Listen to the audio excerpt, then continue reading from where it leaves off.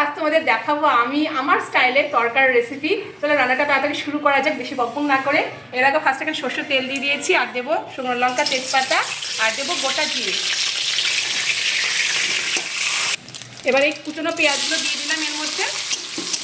আর এই দেখো পেঁয়াজটা ভাজা হয়ে গেছে। এবার এই বাটা মশলা দিয়ে দেবো। এর মধ্যে রয়েছে আদা, লঙ্কা, রসুন, ধনে জিরে গুঁড়ো, সবটা দিয়ে দিলাম এর মধ্যে।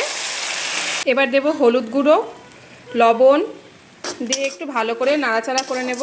আমি এখানে কোনো কাশ্মীরি লঙ্কা গুঁড়ো টুড়ো বা কোনো কিছু ইউজ করব না। এটা একটু ভালো করে নাড়াচাড়া করে নিয়ে এর মধ্যে দিয়ে দেবো কুচনো টমেটো দিয়ে একটু ভালো করে কষিয়ে নেব। টমেটোটা নরম হয়ে যাক তারপরে। এবার দেবো তরকারির ভিতরে যে মশলাটা থাকে না, সেই গুঁড়ো মশলাটা এর মধ্যে দিয়ে দেবো।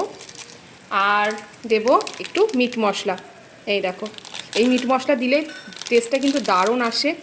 একটু মিট মশলা দিয়ে দিলাম, দিয়ে এটাকে ভালো করে কষতে দেবো। আর এই দেখো মশলাটা কষানো হয়ে গেছে, আর মশলা থেকে তেল বেরিয়ে এসেছে।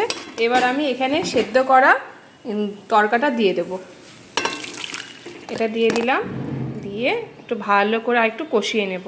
তরকাটা আমার ভালো মতো কষানো হয়ে গেছে। এরপর এর মধ্যে একটু গরম জল দেব, একটু পাতলা করবে, খুব পাতলা না, অল্প জল দিচ্ছি।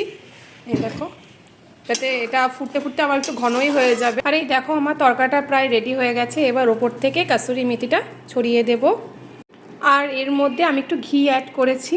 গরম মশলাটাও দেওয়া যেতে পারে, কিন্তু আমি দিচ্ছি না। আর দেখো এখানেই পাশে ডিমের ভুজিয়া করে রেখেছি। এবার এটার মধ্যে মিশিয়ে দেব। ডিমটা ভালো মতো মিশে গেছে। এবার এর ওপর দিয়ে আমি একটু ধনেপাতা ছড়িয়ে দেবো। ফাইনালি আমার তরকারি রেসিপি রেডি। আর তোমাদের কেমন লাগলো কিন্তু অবশ্যই জানিও। আর তোমরা বাড়িতে ট্রাই করো। চলো, টাটা।